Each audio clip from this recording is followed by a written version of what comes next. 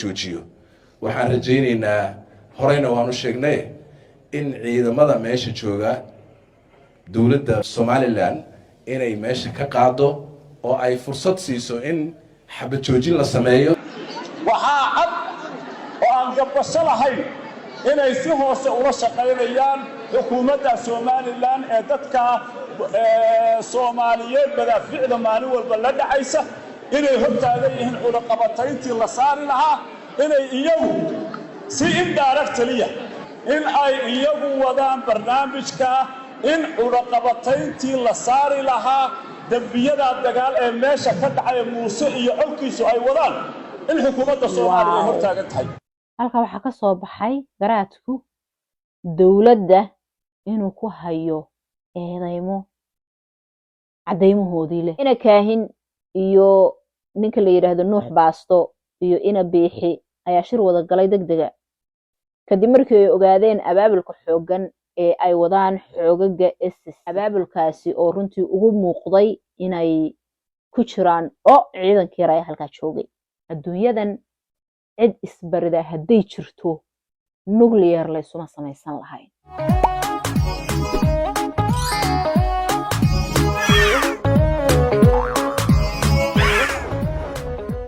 السلام عليكم ورحمة الله وبركاته halkani waa Garaadsan Media maanta waxaan rabaa inaan wax yar oo ka idhaahdo laba hadal oo ka soo kala baxay ra'iisul wasaaraha Soomaaliya Xamse Cabdi Barre iyo garaadka guud ee beelaha SSC Khaatimo Garaad Jaamac Garaad Cali balse marka hore waxaan jeclaan lahaa inaan ka tacsiyadeeyo dab xoogan oo khasaare naf iyo maalba leh geystay oo ka kacay goob ganacsi oo lagu magacaabo Fadhisame oo ah dhismo weyn oo elektarooniga halkaasi runtii wixii hanti taalay waa ay ku burburtay dabkaasina dab aad u xoogan buu ahaa oo dabaqaasi kor iyo hoosba waxyeeleeyay sidoo kalena waxa ay waxyeelo ka soo gaadhay dad shacab ah kadib markii mid ka mid ah baabuurta damdamiska ah uu fareenka goostay isla markaana uu dul maray dad iyagu halkaasi u yimid inay ugu soo gurmadaan dabka si ay uga qayb qaataan damintiisa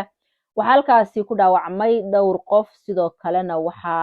dhintay hal qof ayaa dhintay ilaahay waxaan uga baryaynaa inuu naxariistiisa ka waraabiyo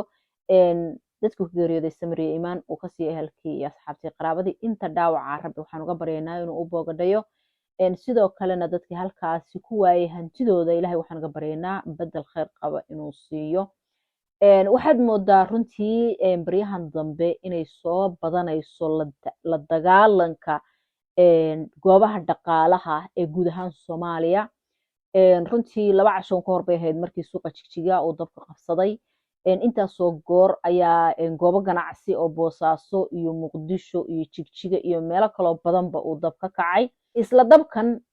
maanta dhacay waxa ay laamaha ammaanku baaritaan ku wadaan waxyaabaha ka dambeeyay iyadoo looga shakisan yahay inuu yahay dab ogaan loo qabadsiiyay buildingkaasi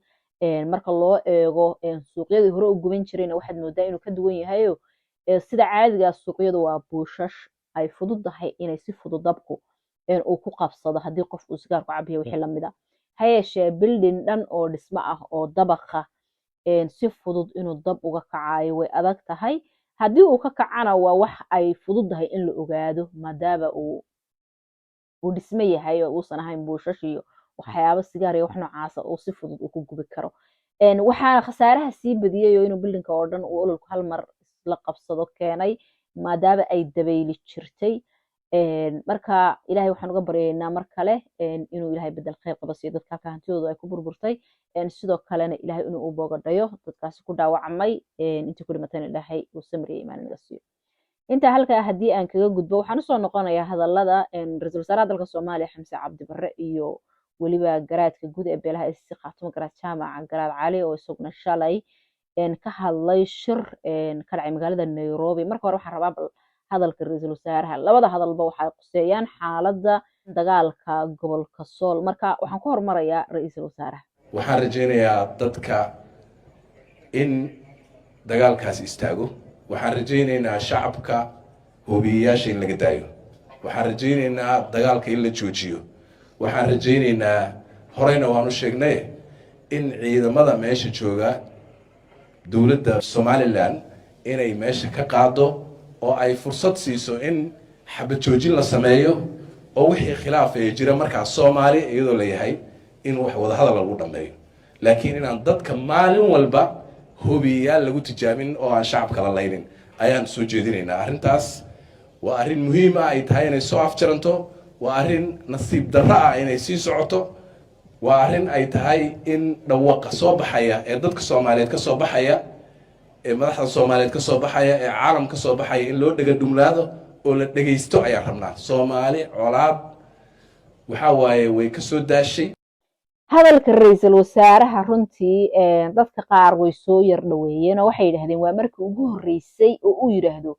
dadka hoobiyaasha laga daayo lagu tijaabinayo maamulka Somaliland ha qaato ciidankiisa waliba dawladda isagoo dhahaya ha qaato ciidankiisa dadka qaarna waxay yiraahdeen waxaan jeclaan lahaa inuu dagaalkaas soo istaago waxaan rajaynayaa dabcan sida hadalkiisa ka muuqata micnaha haddaad qiimaysid waxaad u arkaysaa oo kale qof wadan kale wax ka dhacaya oranaya wallahi waan jeclaan lahaa inay iska nabadoodo dawladdaas waan jeclaan lahaa inay wadankaasi Afghanistan uu nabad noqdo oo iska jeclaan lahaa waan u rajaynayaa nabad baan u rajaynayaa inay Ukraine noqoto oo kale waa qof sidaas oo kale u hadlaya bal hadalka waxaan rabaa inaan ku xejiyo garaadka waxaanu caddaynaynaa sida dawladdu ay wax ku wado inaan nabad iyo heshiis laga helay waxaanu leenahay idinkaa la idin dhaariyay midnimada Soomaaliya inaad ilaalisaan waa madaxweynaha iyo ra'iisul wasaaraha iyo baarlamaanka Soomaaliya waad ka soo bixi weydeen haddaydan ka soo bixi karayn dadka halganka ku jira ee Soomaaliyeed ee midnimada badbaadinaya ha lugoynina lugta ha qabanina ha hor istaagina ha kaalmaynina kala go'a Soomaaliya ha kaalmaynina waxaa cad oo aan gabasho lahayn inay si hoose ula shaqaynayaan xukuumadda Somaliland ee dadka Soomaaliyeed badaaficda maalin walba la dhacaysa inay hortaagan yihiin cunaqabatayntii la saari lahaa inay iyagu si indirectly ama ha garanayaan ama yayn garanin ama wanaag ha uga jeedaan ama xumaan ha uga jeedaan in ay iyagu wadaan barnaamijka in cunaqabatayntii la saari lahaa dambiyada dagaal ee meesha ka dhacay Muuse iyo xogkiisu ay wadaan in xukuumadda Soomaaliya ay hortaagan tahay wow halka waxa ka soo baxay garaadku dawladda inuu ku hayo cadeymahoodii leh oo ah beesha caalamku inay cunaqabatiin ku soo rogto SNM waxaa ka hortaagan dawladda federaalka iyo inayba iyadu kaalmaynayso SNM inay tuqayso gobolka Sool waa laba eedeymood oo runtii aad iyo aad u culus بالحقيقة horta anigu cadaynta ay qoraalkaas meel ku yaalaan ma garanayo haddana garaadka hadalkiisu waa hadal miisaan culus ku leh ummadda Soomaaliyeed khaasatan reer SSC inta marka la kaga imaado waxa kaliya oo ugu yar oo aanan anigu cadaynta u raadinayn ugu yar oo aanan cadaynta u raadinaynin oo ay meediyaha ku jirto waa naagta UN-ta u qaabilsan Soomaaliya ee u dhalatay dalka Ingiriiska ee dhowr toddobaad ka hor soo saartay warqad dheer oo ay kaga hadlayso xaaladda Soomaaliya ay ku soo qaadatay laascaanood ay tiri dhibaatada ka dhacday laascaanood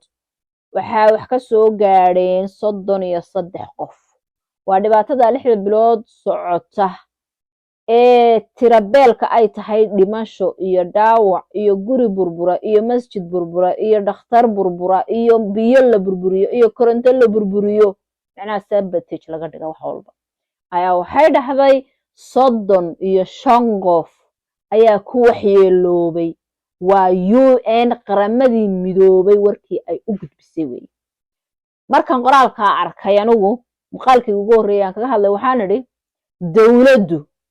dawladdu haddii ay dawlad u tahay dadkan madaxdu hadday madax u yihiin dadkan waxa loo baahan yahay naagta in laga soo saaro persona non grata beenawaas yahay noo dhaaf dalka aysan ahayn apologize-na bixi waxaad qortayna sax midna lama samayn caddayn dheer oo fog banaan raadin muusaa lacag lagu siiyaa muusaa lagu caawiyaa muusaa lagu kaneeyaa caalamka waraaqa loo diiday waxaaba anaan caddayntooda ogeyn midda aan caddaynta u baahnayn wataa waana waxay dowladdu wax ka qaban karaysay laakiin aysan rabin inay ka qabato warku waa cadyahay soo maha okay waxaa ii soo hadhay marka dadka hadalka garaadka waxaan arkay qolyahan maaragtay snm reer photoshop ku noolaa waxay yidhaahdeen federaalkiina waxba idinma yaaliin annagiina na diide federaalka waa dowlad soomaaliyeed micnaheeda haddaad garanaysidna waa dad isu tegey shaksina male labana male 10 iyo 100 toonna maleh ummadda Soomaaliyeed baalaho haddaan si kale xitaa kuugu dhigo anay iga bilaabantaa iguna dhamaataa kuulamana dagaalamay shakhsi daraadiisa Soomaali daraadiisa kuula dagaalamay hadalkan wuxuu ku socdaa argagixisada SNM ee Photoshop ku noolka micnaha haddaan kuu qeexo inankii ugu horreeyay dhashikaa madaxa lagaga dhuftay calankaas u saarayay meelaan uga socda kaas ma jirto rida markay waxartu shaqayso waxay u gujaysaa inay caana ka hesho inay hooyadeed dhibaatayso uma gujayso dowladdanna waxay aaminsanay inay tahay dowladda anigu iskale ahay madaxda ama baarlamaan ha noqdo ama ra'iisul wasaare ha noqdo ama madaxweyne ha noqdo waa shakhsiyaad khaldami kara maanta saxmina kara berri jooga maanta tagina kara berri laakiin dowladdu waa waxay dadwada leeyihiin marka inta Allah idinku shaafiyo waxaan soo noqonayaa dagaalkii Gooja Cadde kooxdii Muuse u qaabilsanay dagaalka Gooja Cadde ayaa waxa uu ku shiriyay shalay magaalada Hargeysa kadibna maalin walba sidoo qof uga soo hadhayay maanta waxay ku soo hadhay Muuse ina kaahin iyo ninka la yiraahdo Nuux Baasto iyo ina biixi ayaa shir wada galay degdega kadib markii ay ogaadeen abaabulka xoogan ee ay wadaan xoogaga SSC Khaatumo abaabulkaasi oo runtii ugu muuqday inay ku jiraan oo ciidankii raay halka joogay kadib ina kaahin oo markii hore laga gaday beeshaada waa beesha habar jecle beeshaada dabka ku gur ogolaaday ma waaraadada ku soo guray ayaa shalay wuxuu soo istaagay jid loo baxo anigu ma hayo ciidankan inuu meesha ku saarno waa khasab isaga Nuuxta in halkaas soo istaagay Muuse bixina wuxuu yiri intaan ka soo bixi lahaa waxa iiga roon iyadoo la igu yiraahdo ciidankii meesha ku dhamaaday only Muuse isku soo hadhay ilmi yarka meesha ku jiray ee uu sugayo Cali Harti waxaa la yiri waxa ka dhamaatay hooyoy hoostay galibay marasa xaaladooda qaar baa la soo hadla jamaahiirta telefoon u soo diraa nabadbaadiyay ku dhahay xitaa wala soo sheegay nabadbaadiyay maxaa markii hore ku soo watay Allah hooyoy bay ka marasaa marka Allah uma naxariisto kulay kuwaasi halkaas ay noqon doonaan wax ku dhamaada qaniimada halka inooga soo baxdaana waxay noqon doontaa midaynu qarniga soo socda aynu u aayi doono halka mid ku soo gabagabinaya waxa weeyaan dowladda federaalka iyo siyaasadaha iscayrsanaya midna shuqul kuma laha waxa ka socda gobolka Sool ma hor istaagi karaan ma celin karaan qaramada midoobay hadda garaadku leeyahay waa laga hor istaagay iska daa qaramada midoobay Ingiriiska hadeerto inaga soo horjeeda isagoo koob yar la ordaya oo tuugsanaya ku arki doontaan gobolka Sool adduunyadan cid isbarida haday jirto nuclear la isuma samaysan lahayn adduunkani waa sandulle khasab iyo xoog ninkii aan xaqiisa ku dhacsan nobody cares cid ka taxadaraysa wallahi inaysan jirin wax kasta waa adiga awoodaada iyo sida aad u keensato oo aad u kasbato inaad hantido dhulkaaga amnina aad ka dhigato Ingiriis isagoo koob shaqo fasido saa ku hoos orday ku sujuuday arkaysa iska daa wax kale marka wada hadal bahaabkaasaa ka hadhay inala soo afjara